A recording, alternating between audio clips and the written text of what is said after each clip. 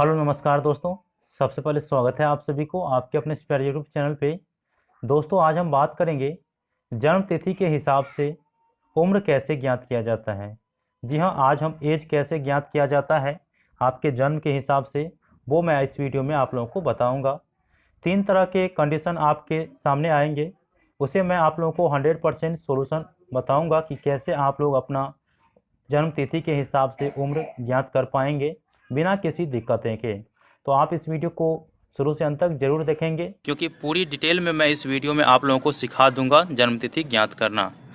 ये जन्मतिथि जो है केवल आपके जन्म पे ही नहीं होता है, किसी से कर्ज भी लेते हैं ना, तो इसमें भी ये डिनोट कर सकते हैं कि हमने इतना तारीख को कर्ज लिए थे, अभी तक कितना दिन हो गया है। तो इस प्रकार भी आप लोग ज्ञात कर पाएंगे। ठीक है, बहुत तरह के जो क्वेश्चन होंगे जो एज से रिलेटेड होंगे तो आप लोग इसमें बना पाइएगा। ठीक है, तो चलिए मैं आपको 3 तरह के क्वेश्चन दिखाऊंगा। अगर आप 3 तरह के क्वेश्चन देख लिए ना तो आप लोगों को 100% एज निकालना सीख जाइएगा।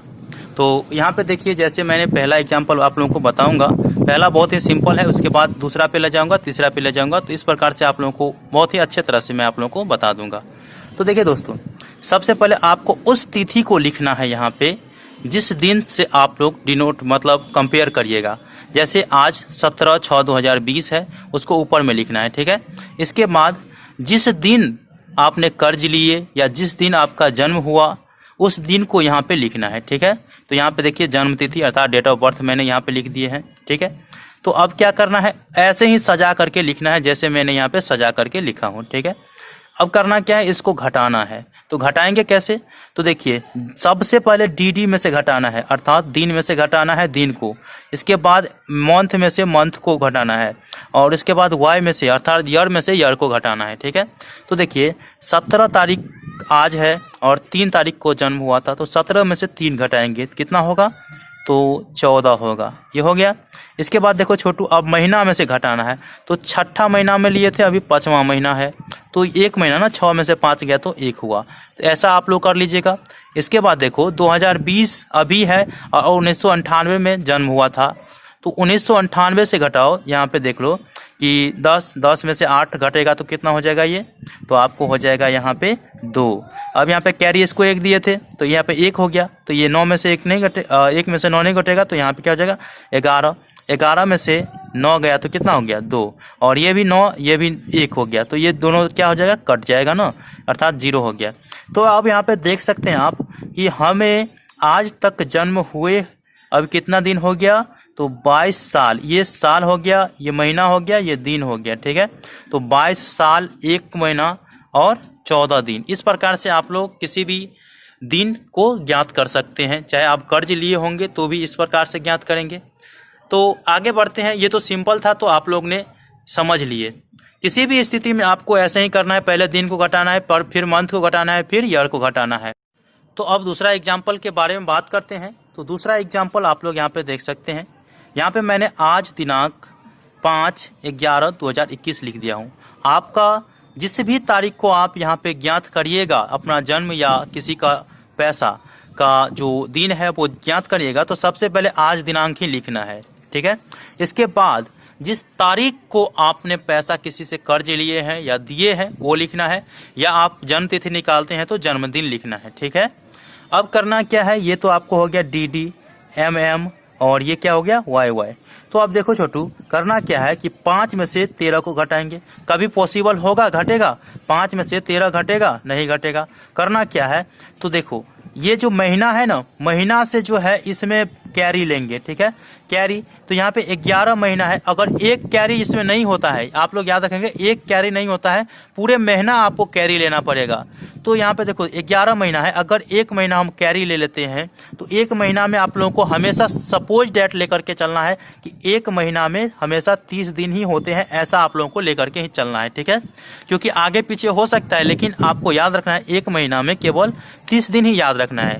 ठीक है, तो अगर हम 30 दिन इसमें ले लिए, 30 दिन ले लिए, तो यह 30 और 5 कितना दिन हो गया 35। 35 में से आप 13 घटा लो, तो 35 में से 13 घटाएंगे कितना हो जाएगा, 5 में से 3 जाएगा तो फिर यहाँ पे आ जाएगा 2।